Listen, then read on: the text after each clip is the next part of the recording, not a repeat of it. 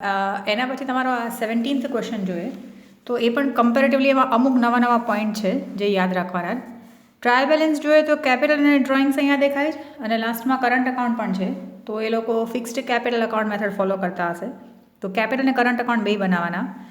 Trial બેલેન્સમાં પણ ક્યાંય પણ હિડન એડજસ્ટમેન્ટ જેવું જોઈએ તો એક તો અહીંયા પરચેસ ઓફ ઓફિસ મશીન છે, બટ આમ કહે ને આમ ભગવાનના દયાથી એ વર્ષના સ્ટાર્ટિંગમાં જ પરચેસ કર્યું છે એટલે આ 1/4/16 છે તો આખા વર્ષનું ડેપ્રિસિએશન આવશે જો આપણને એડજસ્ટમેન્ટમાં કીધું હશે તો. પછી અહીંયા આ મન પાર્ટનર છે એની લોન છે તો એના ઉપર આપણે ઇન્ટરેસ્ટ કેલ્ક્યુલેટ કરીને જોશું કે 10,000ના 6% 600 થાય તો અહીંયા ક્યાંય પણ ઇન્ટરેસ્ટ ઓન લોન આપેલું છે કે નહીં એ ચેક કરીએ તો ઇન્ટરેસ્ટ ઓન લોન આપ્યું છે. જેમ આપણે ક્વેશ્ચન 14 જે કર્યો હતો એમાં પણ આ લોન ફ્રોમ ધર્મ હતું તો ઇન્ટરેસ્ટ ઓન લોન અહીંયા આગળ આપ્યું હતું ને આપણે ચેક કર્યું હતું કે કેટલું બાકી છે. સિમિલરલી આમાં પણ લોન ઓફ મન 10,000ના 6% કરશું તો એ 600 આવશે. થોડુંક આપેલું છે એટલે 200 આઉટસ્ટેન્ડિંગ હશે એવું આપણે કહી શકીએ. તો આટલાકમાં એક તો આ લોન ઓફ મનવાળું છે.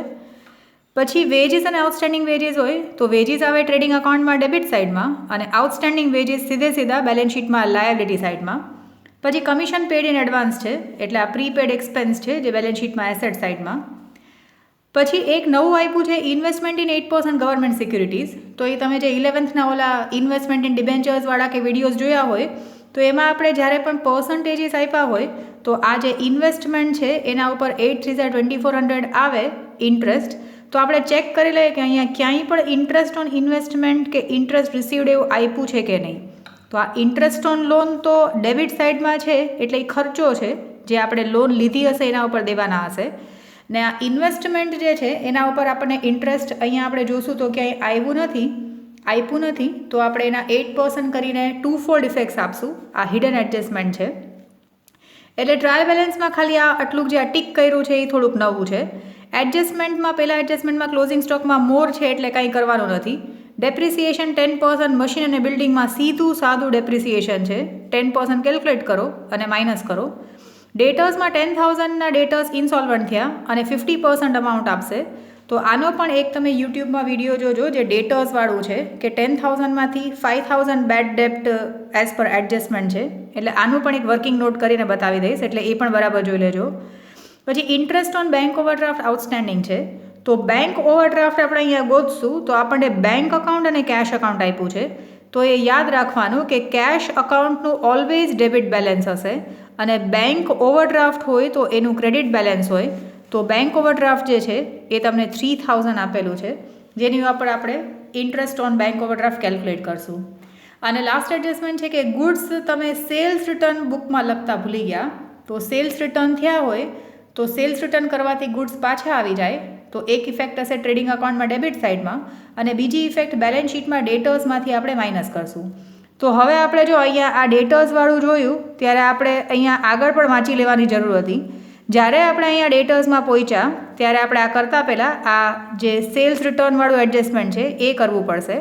એટલે આ પર્ટિક્યુલર સમમાં નવી વસ્તુ તો આ લોન જે આની પહેલાંના ધર્માવાળા સમમાં પણ હતું એક આ ઇન્વેસ્ટમેન્ટવાળું છે અને એક આ 5th એડજસ્ટમેન્ટ અને 3rd એડજસ્ટમેન્ટમાં કનેક્શન છે કે 3rd એડજસ્ટમેન્ટ કરતાં પહેલાં 5th એડજસ્ટમેન્ટ કરી લેવાનું. તો હવે આપણે એડજસ્ટમેન્ટથી સ્ટાર્ટ કરીએ તો સૌથી પહેલો એડજસ્ટમેન્ટ છે ક્લોઝિંગ સ્ટોક 80,000.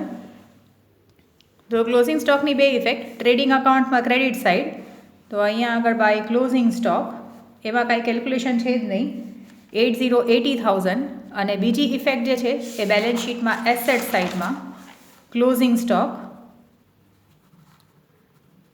એ 80,000. નેક્સ્ટ એડજસ્ટમેન્ટ છે depreciation on machine and building. તો મશીન અને બિલ્ડિંગ જે છે એ પહેલાં આપણે લખી નાખીએ. તો મશીન છે એ 1,50,000. પછી પરચેઝ ઓફ મશીન જે છે એ 40,000 અને બિલ્ડિંગ જે છે એ 2,50,000. તો બધામાં જ ડેપ્રિસિએશન જે છે એ 10% છે. તો આનું 10% ડેપ્રિસિએશન 15,000 માઇનસ કરીએ તો એ 1,35,000. પછી આનું 10% ડેપ્રિસિએશન માઇનસ કરીએ તો એ 40,000ના 10% એટલે 4,000. સો આઉટર કોલમમાં 36,000 અને આનું ડેપ્રિસિએશન માઇનસ કરીએ એટ ધ રેટ ઓફ 10% જ છે તો આના પર આપણે 25,000 માઇનસ કરશું તો આઉટર કોલમમાં 2,25,000.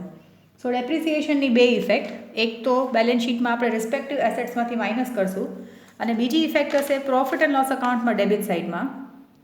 તો આ પ્રોફિટ એન્ડ લોસ અકાઉન્ટમાં ડેબિટ સાઇડમાં ટુ ડેપ્રિસિએશન ઓન, પહેલાં તો આ મશીન છે જે ઓફિસનું છે તો એના ઉપર 1,15,000, પછી પરચેઝ ઓફ ઓફિસ મશીન છે એના પાછા 4,000 આ ઓફિસ મશીનના, અને લાસ્ટમાં બિલ્ડિંગ છે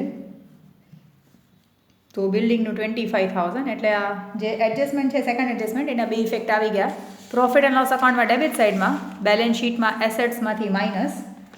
પછી ડેટર્સવાળું એડજસ્ટમેન્ટ આવે છે. તો ડેટર્સવાળું એડજસ્ટમેન્ટ કરતાં પહેલાં આપણે પાંચમું એડજસ્ટમેન્ટ કરવું પડશે, કારણ કે અહીંયા આગળ આપણે આ સેલ્સ રિટર્ન અનરેકોર્ડેડ છે. તો સેલ્સ રિટર્ન અનરેકોર્ડેડ છે એની બે ઇફેક્ટ હશે. એક તો બેલેન્સ શીટમાં આપણે આ ડેટર્સમાંથી માઇનસ કરવું પડશે, માઇનસ સેલ્સ રિટર્ન. તો એડજસ્ટમેન્ટમાં તમને સેલ્સ રિટર્ન આપ્યું છે 2,000નું, એટલે એક તો ડેટર્સમાંથી માઇનસ, અને બીજી ઇફેક્ટ આપણે કાં તો એને સેલ્સમાંથી માઇનસ કરી શકીએ ઓર સેલ્સ રિટર્નથી ગુડ્સ પાછા આવી જશે તો ટ્રેડિંગ અકાઉન્ટમાં ડેબિટ સાઇડમાં લખી શકીએ ટુ સેલ્સ રિટર્ન અનરેકોર્ડેડ. તો 2,000 જે છે એ આપણે ટ્રેડિંગ અકાઉન્ટમાં ડેબિટ સાઇડમાં લખીએ, તમે સેલ્સમાંથી માઇનસ એ કરી શકો. હવે આ ફિફ્થ એડજસ્ટમેન્ટ કર્યા પછી હવે આપણે ડેટર્સનું એડજસ્ટમેન્ટ કરીએ. તો આપણે ટ્રાયલ બેલેન્સમાં તમે જોઈ લો કે તમને ડેટર્સ કેટલા આપેલા છે. તો ડેટર્સની બદલે તમને કસ્ટમર્સ એવો વર્ડ લખેલો છે, તો તમે કસ્ટમર્સનું અમાઉન્ટ જુઓ. હવે કસ્ટમર્સ આપ્યા તમને 25,000, જેમાં સેલ્સ રિટર્ન માઇનસ કરી નાખીએ તો 23,000 આવે. બટ આ ડેટર્સમાં તમને આ અહીંયા થોડીક કથા કોમ્પ્લિકેટેડ છે, એટલા માટે એક વર્કિંગ નોટથી સમજાવી દઉં છું. ડેટર્સ જે છે એ 23,000 છે હવે આ માઇનસ કર્યા પછી. હવે એમાંથી કીધું છે 10,000ના ડેટર્સની સ્ટોરી એ લોકોએ અલગથી કીધી, તો બાકીના 13,000 જે છે એ રિમેનિંગ ડેટર્સ છે. તમને કીધું કે આ જે 10,000ના ડેટર્સ છે એ ઇન્સોલ્વન્ટ થઈ ગયા અને એ લોકો ખાલી 50% જ આપશે ને, 50% અમાઉન્ટ વિલ બી રિસીવ્ડ. સો એનો મતલબ કે આનું 50% જે છે એ બેડ ડેપ્ટ છે. સો આ 10,000ના 50% એટલે 5,000 જે છે એ તમને બેડ ડેપ્ટ એઝ પર એડજસ્ટમેન્ટ આપ્યા છે. તો હવે આ બેડ ડેપ રિઝર્વ જે છે એ રિમેનિંગ અમાઉન્ટ ઉપર જ કેલ્ક્યુલેટ થાય, BDR on remaining ડેટર્સ. So 13,000 BDR જે છે એ 5% છે. સો 13,000ના 5%, તો એ તમે કરશો તો 650 આવશે. જો અહીંયા આપણે ક્યાંય પણ પ્લસ માઇનસ નથી કરતા, ખાલી ઇન્ફોર્મેશન પહેલાં આપણે ગેધર કરીએ. તો હવે બેલેન્સ શીટમાં આનું કેલ્ક્યુલેશન કરીએ તો ડેટર્સ જે છે એ 23,000, પછી માઇનસ બેડ ડેપ્ટ એઝ પર એડજસ્ટમેન્ટ, જે આ 10,000માંથી 50% નથી આવવાના તો એ 5,000 માઇનસ કરવાના થશે, અને પછી માઇનસ બેડ ડેપ્ટ રિઝર્વ એઝ પર એડજસ્ટમેન્ટ જે રિમેનિંગ ડેટર્સ ઉપર કેલ્ક્યુલેટ થશે વિચ ઇઝ 650. ને તો યુઝ્યુઅલી આપણી પ્રેક્ટિસ શું હોય કે આમાંથી આ માઇનસ કરીને જે અમાઉન્ટ આવે એના 5% કરતા હોય, બટ આમાં એવું નહીં થાય. રિમેનિંગ ડેટર્સ જે 13,000ના છે એના ઉપર જ બેડ ડેપ્ટ રિઝર્વ કેલ્ક્યુલેટ થશે. BDR છે એટ ધ રેટ ઓફ 5%, એટલે એ તમારું આવ્યું 650. તો અહીંયા આગળ 650 માઇનસ કરવાના રહેશે. તો પછી આ આપણે માઇનસ કરીને જ જોઈ લઈએ. સો આ 23,000 માઇનસ 5,000 અને માઇનસ 650 કરીએ તો ડેટર્સનું અમાઉન્ટ આવે છે 17,350. હવે આ બેડ ડેપ BDRની સ્ટોરી જે છે એ પ્રોફિટ એન્ડ લોસ અકાઉન્ટમાં ડેબિટ સાઇડમાં કરી લઈએ. તો આપણું ફોર્મેટ છે ટુ બેડ ડેપ્ટ એઝ પર ટ્રાયલ બેલેન્સ, એડ બેડ ડેપ્ટ as per adjustment, add BDR as per adjustment and leaving one line BDR as per trial balance minus. So bad debt as per adjustment 5,000 અને 650 છે. So bad debt as per adjustment 5,000 અને BDR as per adjustment 650 છે. હવે ત્યારે ને ત્યારે જ આપણે ટ્રાયલ બેલેન્સમાં એ જોઈ લઈએ કે અહીંયા બેડ ડેપ રિઝર્વ કેટલું આપેલું છે. તો અહીંયાથી આપણે જોવાનું સ્ટાર્ટ કરીએ તો અહીંયા આપણને ક્યાંય પણ બેડ ડેપ્ટ કે બેડ ડેપ રિઝર્વ જે છે એ દેખાતું નથી અહીંયા આગળ, બેડ ડેપ્ટ કે બેડ ડેપ રિઝર્વ. તો એનો મતલબ કે અહીંયા બેડ ડેપ્ટ પણ નથી અને બેડ ડેપ રિઝર્વ પણ નથી. તો આનું ટોટલ જે છે 5,650 એ આપણે આઉટર કોલમમાં લખી નાખીએ. હમણાં એટલે કરી લીધું કે પછી પાછળથી ભૂલાઈ ન જાય, એટલે એડજસ્ટમેન્ટ કરતી વખતે જ આપણે બેડ ડેપ્ટનું કામકાજ પતાવી લીધું. એના પછી આવે છે last adjustment fourth, that is 10% interest on bank overdraft. તો અહીંયા આ ઇન્ટરેસ્ટ ઓન બેંક OD તો બેંક બેલેન્સ મેં તમને પહેલાં જ કીધું કે જ્યારે બેલેન્સ શીટમાં ઓર ટ્રાયલ બેલેન્સમાં તમને બેંક અકાઉન્ટ આપ્યું હોય અને કેશ અકાઉન્ટ બે ભેગું આપ્યું હોય તો ડેબિટનું અમાઉન્ટ કેશનું હશે. બેંક ઓવરડ્રાફ્ટ જે છે એ 3000 છે, તો એ 3000ના 10%. સો ઇન્ટરેસ્ટ ઓન બેંક ઓવરડ્રાફ્ટ 3000ના 10% કરીએ એટલે 300. તો એક ઇફેક્ટ પ્રોફિટ એન્ડ લોસ અકાઉન્ટમાં ડેબિટ સાઇડમાં અને બીજી effect A interest on bank overdraft દેવાના બાકી છે. સો બેલેન્સ શીટમાં લાયબિલિટી સાઇડમાં outstanding interest on bank Audi, તો એ કેલ્ક્યુલેટ કરીને જે અમાઉન્ટ આવ્યું એ 300. અને હવે સિન્સ આપણે બેંક ઓવરડ્રાફ્ટનું અમાઉન્ટ ગોઈતું જ છે તો બેંક ઓવરડ્રાફ્ટ 3000 પણ અહીંયા લખી નાખીએ છીએ બેલેન્સ શીટમાં લાયબિલિટી સાઇડમાં. પછી બેંક ઓવરડ્રાફ્ટ ઇન્ટરેસ્ટવાળું પતી ગયું. તો હવે તમે જોશો તો આ બધા જ એડજસ્ટમેન્ટ્સ પતી ગયા. હવે ટ્રાયલ બેલેન્સમાં જે વસ્તુ છે એ બધી એક એક જગ્યાએ એક એક વખત આવશે. તો સૌથી પહેલાં સ્ટાર્ટ કરીએ તો કેપિટલ અને ડ્રોઈંગ્સ છે. કેપિટલનું ઓલવેઝ ક્રેડિટ બેલેન્સ હશે, ડ્રોઈંગ્સનું ડેબિટ બેલેન્સ હશે. કેપિટલ બેલેન્સ જશે કેપિટલ અકાઉન્ટમાં. તો આ પાર્ટનર્સ કેપિટલ અકાઉન્ટમાં ક્રેડિટ સાઇડમાં બાય બેલેન્સ બ્રોટ ફોરવર્ડ. તો મનનું છે 2,80,000 અને મોહનનું છે 2,20,000. પછી ડ્રોઈંગ્સ આપ્યા છે ડેબિટ સાઇડમાં. તો ડ્રોઈંગ્સ આપણે લખશું પાર્ટનર્સ કરંટ અકાઉન્ટમાં. તો અહીંયા આગળ ટુ ડ્રોઈંગ્સ. તો ડેબિટ સાઇડમાં છે 3000 અને 4500. એના પછી તમે જોશો તો પરચેઝ અને સેલ્સ આવે છે. ટ્રાયલ બેલેન્સમાં બરાબર લિસ્ટ વાઇઝ જોતા જાજો અને વિડીયો જોતા જાજો એટલે ખ્યાલ આવે. પરચેઝ અને સેલ્સ છે. તો પરચેઝ છે એ ટ્રેડિંગ અકાઉન્ટમાં ડેબિટ સાઇડમાં અહીંયા પરચેઝ, જેમાં કંઈ પણ એડજસ્ટમેન્ટ કે કંઈ કથા નથી એમાં. તો પરચેઝ જે છે એ ટ્રેડિંગ અકાઉન્ટમાં ડેબિટ સાઇડમાં 80,000. એના પછી તમને સેલ્સ એમાં ને એમાં ભેગું આપ્યું છે. તો ક્રેડિટ સાઇડમાં ટ્રેડિંગ અકાઉન્ટમાં ક્રેડિટ સાઇડમાં બાય સેલ્સ. સેલ્સનું અમાઉન્ટ છે 1,20,000. પરચેઝ અને સેલ્સ પછી એડવર્ટાઇઝમેન્ટ એક્સપેન્સ છે. તો એડવર્ટાઇઝમેન્ટ એક્સપેન્સ આવશે પ્રોફિટ એન્ડ લોસ અકાઉન્ટમાં ડેબિટ સાઇડમાં. એમાં કાંઈ એડજસ્ટમેન્ટ તો છે નહીં. તો advertisement expense profit and loss અકાઉન્ટમાં ડેબિટ સાઇડમાં 7,000. પછી કેરેજ આઉટવર્ડ છે. તો કેરેજ આઉટવર્ડ છે એટલા માટે પ્રોફિટ એન્ડ લોસ અકાઉન્ટમાં ડેબિટ સાઇડમાં 850. એના પછી તમે જોશો તો મશીન, પછી પરચેઝ ઓફ મશીન અને બિલ્ડિંગ એ ત્રણેય અહીંયા લખાઈ ગયા બેલેન્સ શીટમાં એસેટ સાઇડમાં, એટલે પાછા નથી લખવાના. પછી ઓફિસ સેલરી છે. તો office salary profit and loss અકાઉન્ટમાં ડેબિટ સાઇડમાં. તો ઓફિસ સેલરી છે 1,15,000. એના પછી કસ્ટમર્સ અને સપ્લાયર્સ આપ્યું છે. તો કસ્ટમર્સ એટલે ડેટર્સ, તો એની આપણે કથા પૂરી કરી રાખી, બેડ ડેટ રિઝર્વ ને બધું હતું એટલે. સપ્લાયર્સમાં કાંઈ એડજસ્ટમેન્ટ નહોતું, તો સપ્લાયર્સ એટલે ક્રેડિટર્સ. તો બેલેન્સ શીટમાં લાયબિલિટી સાઇડમાં સપ્લાયર્સ ઓર ક્રેડિટર્સ, અને મેં તમને પહેલાં કીધું હતું એમ ઘણી વખત DEBTS ડેપ્ટ્સ પણ આપેલું હશે. તો સપ્લાયર્સ છે એ બેલેન્સ શીટમાં લાયબિલિટી સાઇડમાં 35,000. પછી ગુડ્સ રિટર્ન આપ્યા છે. તો ગુડ્સ રિટર્ન જે સાઇડ છે એ સાઇડમાં, જેમ કે 16,000 છે એ ડેબિટ સાઇડમાં છે તો એ સેલ્સ રિટર્ન હશે. અને 1,14,000 જે ક્રેડિટ સાઇડમાં આપ્યા છે તો એ પરચેઝ રિટર્ન હશે. Because due to purchase return goods goes out. તો credit what goes out rule આપણે અપ્લાય કરતા હોય. Due to sales return goods comes in એટલે ડેબિટ સાઇડમાં.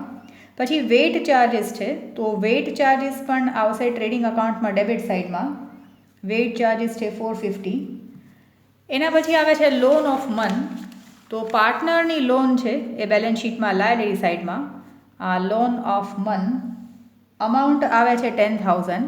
તો હવે આપણી રિસ્પોન્સિબિલિટીમાં આવે કે આપણે એનું ઇન્ટરેસ્ટ ઓન લોન કેલ્ક્યુલેટ કરીએ at the rate of 6% since no information is given. So આ interest on man's loan amount છે 10,000 અને એના આપણે 6% કરીએ તો ટોટલ ઇન્ટરેસ્ટ દેવાના થાય 600. બટ આપણે આ ટ્રાયલ બેલેન્સ જોઈએ છીએ તો ટ્રાયલ બેલેન્સમાં અહીંયા ઇન્ટરેસ્ટ ઓન લોન આપ્યું છે 400. તો બીજી કોઈ લોન તો આપણે લીધી નથી, અહીંયા ક્રેડિટ સાઇડમાં બીજી એકેય લોન નથી. તો આ મનની લોનનું ઇન્ટરેસ્ટ જ હશે અને ડેબિટ સાઇડમાં છે એટલે એક્સપેન્સ હશે.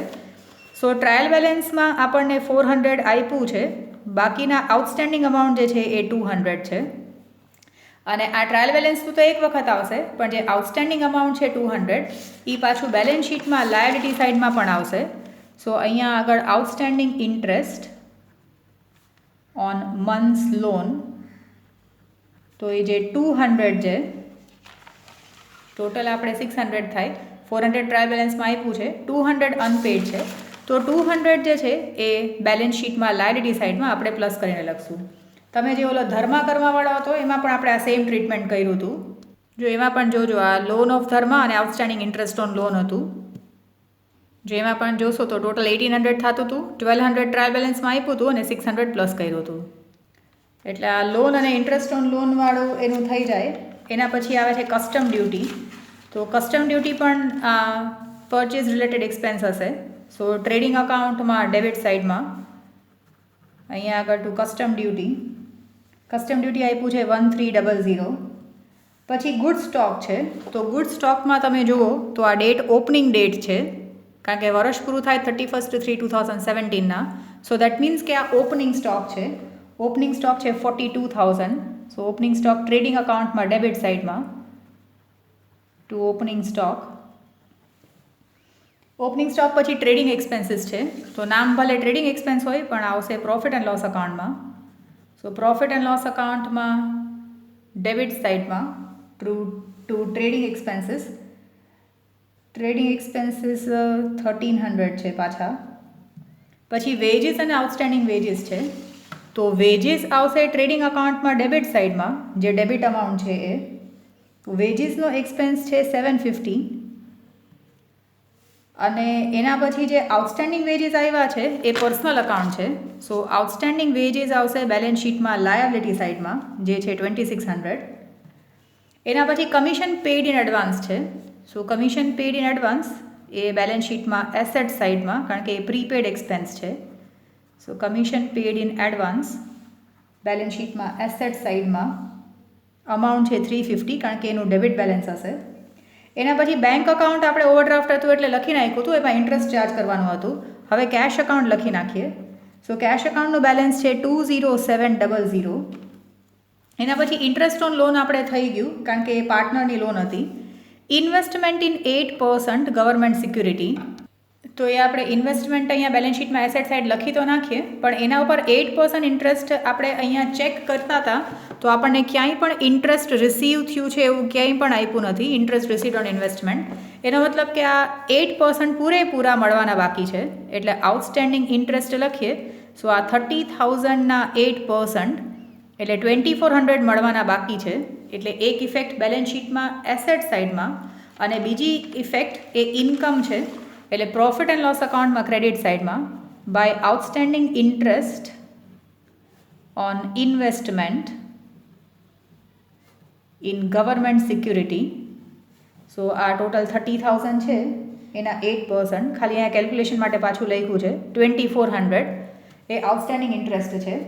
પછી કરંટ અકાઉન્ટ્સ આપ્યા છે પાર્ટનરના. તો કરંટ અકાઉન્ટમાં મનનું ડેબિટ બેલેન્સ છે, તો ડેબિટ સાઇડમાં 8,000 અહીંયા ટુ બેલેન્સ બ્રોટ ફોરવર્ડ. અને મોહનનું ક્રેડિટ બેલેન્સ છે, તો ક્રેડિટ સાઇડમાં 12,000 અને અહીંયા આગળ પણ બાય બેલેન્સ બ્રોટ ફોરવર્ડ.